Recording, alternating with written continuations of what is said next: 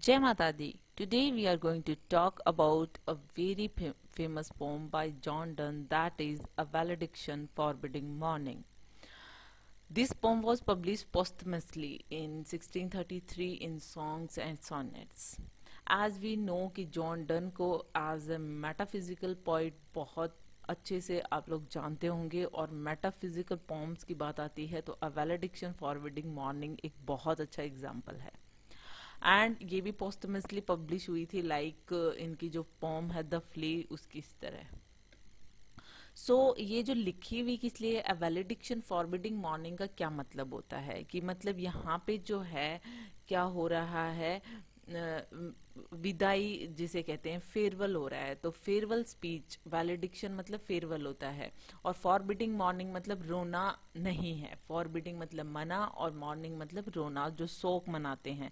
तो शोक नहीं मनाना है जो कि फेयरवेल हो रहा है उस पर। दैट मीन्स कि यहाँ पर जो जॉन डन है वो एन मॉल जो है उनकी जो वाइफ हैं उनसे वो अलग हो रहे हैं। So on the occasion of parting from his wife, ये उन्होंने वो पोम लिखी है। एंड इन दिस पोम कि वो किस तरीके से अपनी वाइफ को बहुत सारे रीजंस देते हैं, बहुत अच्छे से समझाते हैं। इस पोम में बहुत ही ब्यूटीफुल पोम है ये, कि किस तरीके से वो बता रहे हैं इस फेयरवेल स्पीच में, किस तरीके से वो ये कह रहे हैं कि जब वो फ्रांस जा रहे हैं, उनकी वाइफ इंग्लैंड में है, और वो इस सेपरेशन पे उनको बहुत अच्छे अच्छे रीजंस बताते हैं कि क्यों उन्हें रोना नहीं चाहिए, क्यों उन्हें मौन नहीं करना चाहिए उनके अलग होने पर। दैट मीन्स ये जो सेपरेट हो रहे हैं, तो क्योंकि वो कह रहे हैं उनका जो लव है वो बहुत ज़्यादा स्पेशल है, जो उनके बीच में जो बॉन्डिंग है वो बहुत स्पेशल है। इस तरीके से इस पोम को बहुत ही ब्यूटीफुली लिखा गया है। As we know John Donne was born in 1572 and died in 1631, and ये पोस्टमसली पब्लिश हुई थी 1633 में। हम शुरू करते हैं इस पोम को कि किस तरीके से जो है जो हस्बैंड है या फिर जो पोइट हैं वो अपनी वाइफ से अलग हो रहे हैं, और इस सेपरेशन ऑफ लव में उन्होंने कितनी ब्यूटीफुली उनको मॉर्निंग से मना किया है। दैट मीन्स शोक व्यक्त करने से या रोने से मना किया है। शुरू करते हैं हमारी जो पोम है। As virtuous men pass mildly away and whisper to their souls to go. वो ये यहाँ पे इन फर्स्ट लाइंस में वो क्या कह रहे हैं कि स्पीकर इन लाइंस में ये कह रहे हैं कि जैसे एक जो वर्चुअस मैन होता है, एक गुड मैन होता है, एक वाइज मैन जो होता है, वो अपने डेथ को किस तरीके से क्वाइटली, सॉफ्टली, ग्रेसफुली, किस तरीके से वो एक्सेप्ट करता है अपने डेथ को, कि मतलब इनफैक्ट वो अपने सोल से भी अर्ज करता है, कि वो सोल से भी ये विस्पर करके कहता है कि उसकी बॉडी को लीव कर दो।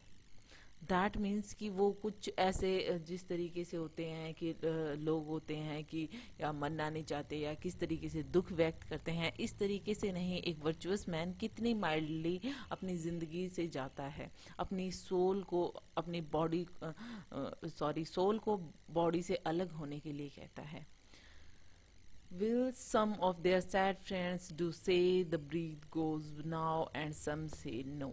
और इतना मतलब वो वर्चुअस जो मैन होता है उसकी डेथ पे मतलब इतनी इम्पर्सिटिबल होती है कि जो इंसान वो मर रहा होता है, उसके जो फ्रेंड्स होते हैं, उनके नियर डियर वन होते हैं, वो भी इस बात को नहीं मान पाते हैं कि वो मर रहा है एक्चुअल में। दैट मीन्स कि उसने ब्रीथ लेना, सांस लेना बंद कर दिया है या अभी भी सांसें चल रही हैं।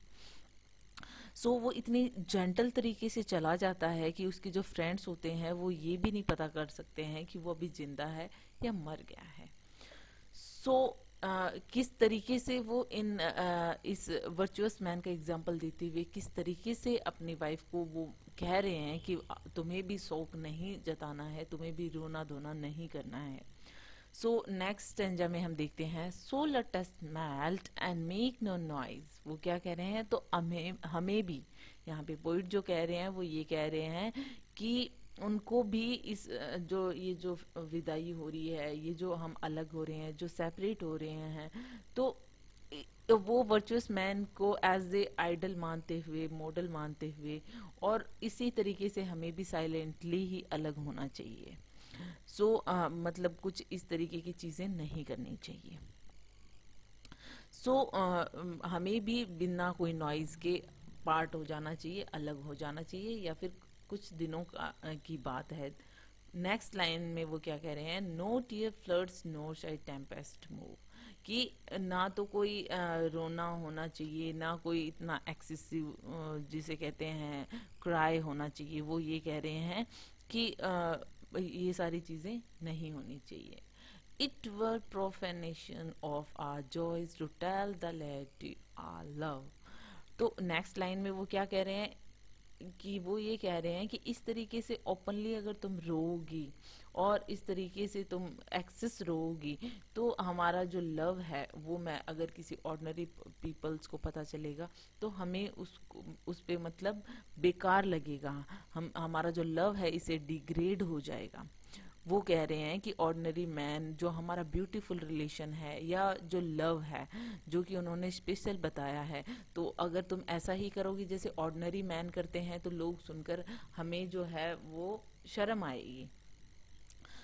नेक्स्ट स्टेंजा हम देख लेते हैं। होप आपको ये पोम बहुत अच्छी लग रही होगी। नेक्स्ट स्टेंजा में वो क्या कहते हैं, moving of the earth brings harms and fears. वो यहाँ पे क्या कह रहे हैं, man reckon what it did and मैंट।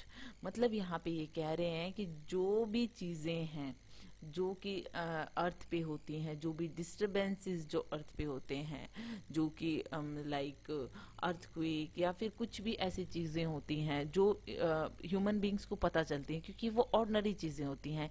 इसी तरीके से जो ऑर्डनरी लोग जो होते हैं वो भी, उनका लव भी इसी तरीके से होता है। मतलब वो भी चीज़ें जो होती हैं वो नोटिस होती हैं, वो क्राई करते हैं, लेकिन वो अपना लव को काफ़ी स्पेशल बताते हैं। वो कहते हैं कि किस तरीके से अर्थक्वेक डिजास्टर करता है उसके बारे में लोग बात करते हैं, लेकिन जो बड़े मोमेंट होते हैं ना उनकी कोई बात नहीं करता। That means but trepidation of the spheres though greater far is innocent. मतलब जो बड़े बड़े हेवन में जो मोमेंट होते हैं ना, उनको, जो बड़े मोमेंट्स को मतलब लोग नोटिस ही नहीं करते हैं। जो यूनिवर्स में होते हैं, जो अर्थ के जो मोमेंट्स होते हैं, जैसे कुछ अर्थक्वेक वगैरह, तो लोग नोटिस करते हैं, उन पे बातें करते हैं, लेकिन जो बड़ी बड़ी घटनाएं होती हैं यूनिवर्स में वो अननोटिस्ड रह जाती हैं। सो इसी तरीके का हमारा लव है। The greater far is innocent, मतलब हमारा जो इनोसेंट लव है वो भी इसी तरीके का है, क्योंकि हमारा स्पेशल लव है तो ये अननोटिस्ड होना चाहिए, इस पे कोई रोना धोना नहीं होना चाहिए। नेक्स्ट वो क्या कह रहे हैं, dull sublunary lovers love whose soul is sense can not admit, so absence because it doth remove those things which eliminate al- augmented it। इस स्टेंजा में वो क्या कह रहे हैं कि जैसे जो होते हैं सबलनरी लवर्स, जो अर्थ पे जो बोरिंग जो अर्थली लवर्स होते हैं, वो जो उनकी सोल आपस में नहीं जुड़ी होती, उनका जो लव होता है उनमें इतना कनेक्शन नहीं होता है, सेंसुअल कनेक्शन, तो वो सेपरेशन को हैंडल नहीं कर पाते हैं।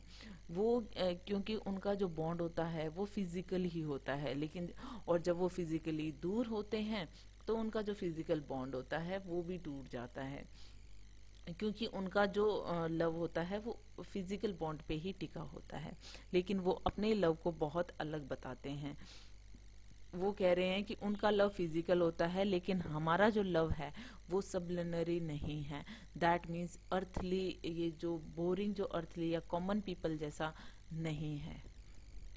नेक्स्ट स्टैंजा में वो क्या कहते हैं, but we by a love so much refined. अब ये क्या कह रहे हैं, लेकिन हमारा जो लव है वो किस तरीके का है, बहुत ही रिफाइंड है।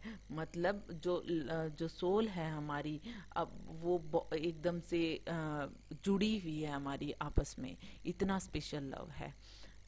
नेक्स्ट क्या कह रहे हैं, that ourselves know not what it is interassured of the mind, careless eyes, lips and hands to miss. In lines में वो क्या कह रहे हैं कि हमारा जो लव है कितना रिफाइंड है, दैट मीन्स कि यहाँ पे उन दोनों के बीच में ये बता रहे हैं कि कितना स्पेशल काइंड का वो जो उनका लव है।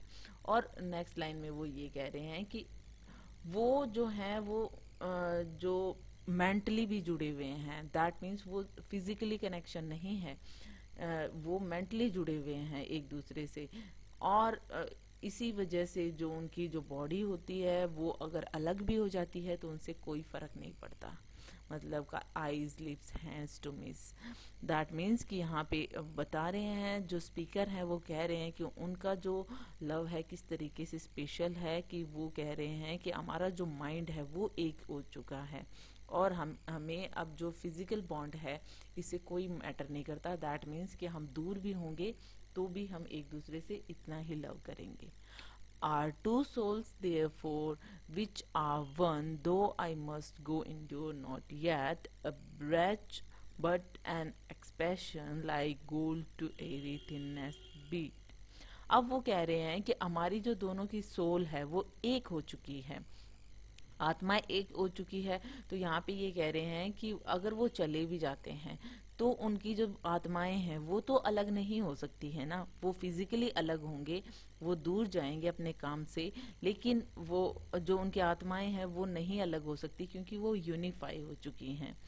और वो कह रहे हैं कि जबकि उनका जो लव है वो और एक्सपेंड होगा, वो उस डिस्टेंस को उनका लव जो है वो कवर करेगा। जिस तरीके से जो गोल्ड होता है उसको अगर हम हैमर से पीटते हैं, दैट मीन्स उस पर चोट करते हैं तो वो एक्सपैंड करता है ना कि टूटता है, वैसे ही हमारी सोल मिल गई है तो अब हम फिजिकली अलग होंगे तो हम टूटेंगे नहीं, जबकि हमारा लव एक्सपैंड करेगा।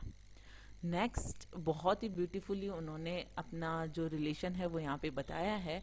और नेक्स्ट स्टेंजा में हम देखते हैं, if they be two they are two so as stiff twin compasses are to.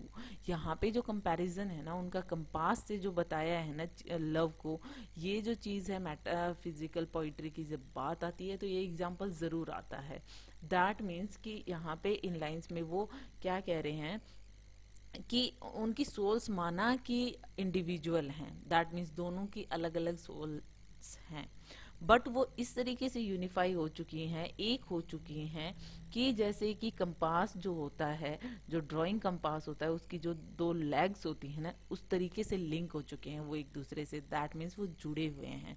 तो कंपास आपने सबने देखा होगा, फिर भी मैं आपके लिए छोटी सी यहाँ पे मैंने पिक्चर ले रखी है कंपास की, ये आप देख सकते हो। तो जैसे इसकी जो कंपास की जो दो लेग्स हैं वो कहीं ना कहीं जुड़ रही हैं, लिंक हो रही हैं, उसी तरीके से हमारी सोल भी आपस में जुड़ी हुई हैं। फिर आगे वो बहुत ही ब्यूटीफुली क्या कहते हैं, Thy soul the fixed foot makes no show to move but doth it the other do. वो क्या कह रहे हैं कि वो जो लवर्स की जो सोल है, जो दोनों की सोल्स जो हैं वो कंपास की लेग्स बताई गई हैं। अब उसमें से एक लेग जो होती है वो स्टेशनरी होती है, दैट मीन्स हम जब भी सर्किल बनाते हैं तो एक जो लेग होती है वो फिक्स होती है और जो दूसरे में जो पेंसिल हम इंसर्ट करते हैं वो लेग से हम सर्किल बनाते हैं। तो उसमें जो स्टेशनरी फुट है वो कंपास का, वो लगता है कि वो मूव नहीं कर रहा है, बट वो अदर जो फूट है वो मूवमेंट करता है तो उसको रिस्पॉन्ड तो करता ही है ना, उसको वो भी तो घूमता है। अब वो हमें घूमता हुआ नजर नहीं आता, लेकिन जब हम सर्किल बनाते हैं तो वो इस तरीके से मूव करता है कि वो उसको रिस्पॉन्ड कर रहा है दूसरे लेग को।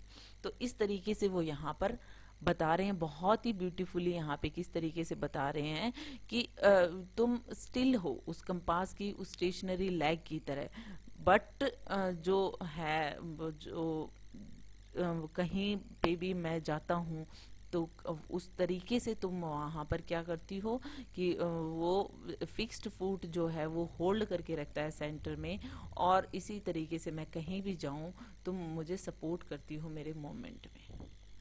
नेक्स्ट स्टेंजा में वो कह रहे हैं, as though it in the centre sit yet when the other far doth roam, it leans and hearkens after it and grows erect as that comes home. Next stanza में वो क्या कह रहे हैं कि ये जो स्टेशनरी कंपास है वो उसकी जो फुट है वो सेंटर में, जब हम सर्किल बनाते हैं तो सेंटर में जो है वो हमें फिक्स सी लगती है, पेपर के सेंटर में होती है।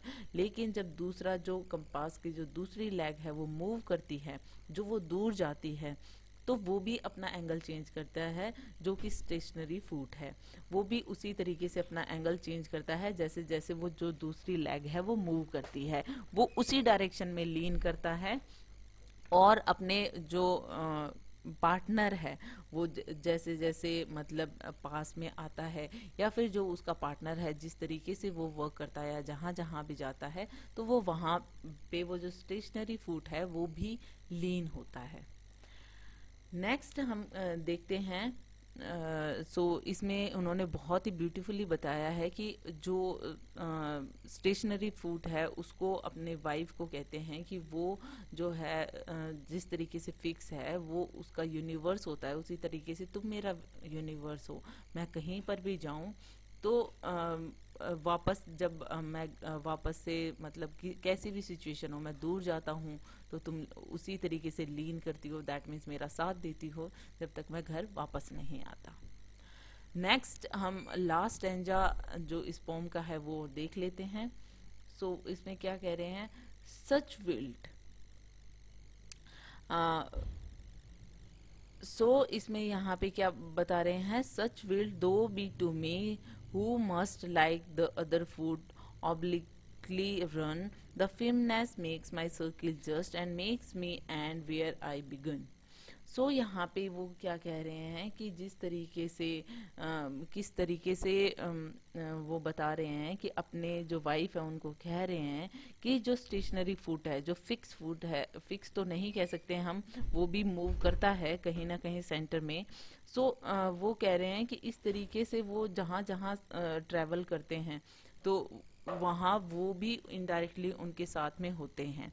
दैट मीन्स कि उनको सपोर्ट करते हैं। उनकी जो भी हैं कि तुम देखने में स्टेशनरी फीट जैसी लगती हो लेकिन मुझे हमेशा सपोर्ट करती हो।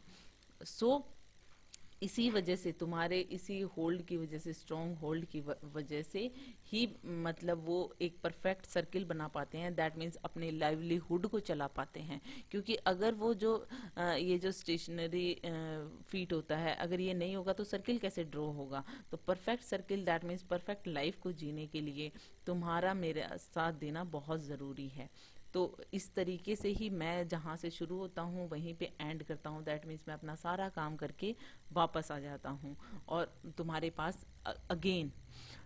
इस चीज़ को उन्होंने ये बताया है कि तुम्हारे ही स्ट्रॉन्ग जो सपोर्ट है और तुमने सेंटर को पकड़ा हुआ है, दैट मीन्स मुझे सपोर्ट करती हो, तुम्हारी फिल्मनेस की वजह से ही मैं एक बड़ा सा सर्किल, दैट मीन्स अपने काम से अपनी ट्रैवलिंग पूरी कर पाता हूँ और फिर अपने घर वापस आ जाता हूँ जहाँ से मैंने शुरू किया था। ये बहुत ही ब्यूटीफुल पॉम है। इसमें बताया गया है कि भाई किस तरीके से उन्होंने इस वैलिडेशन को, दैट मीन्स यहाँ पे जो उनके बीच में जो सेपरेशन हो रहा है, इस पे स्पीच देते हुए किस तरीके से उसे समझाते हैं कि उन्हें मौन नहीं करना है, उन्हें शौक नहीं मनाना है, उन्हें रोना धोना नहीं करना है, और बहुत ही ब्यूटीफुली उन्होंने इसमें समझाया है। Hope you like it. If you like it, if you like it, please hit the thumbs up button. Please subscribe the channel. Put your views and suggestion in comment section. So thank you.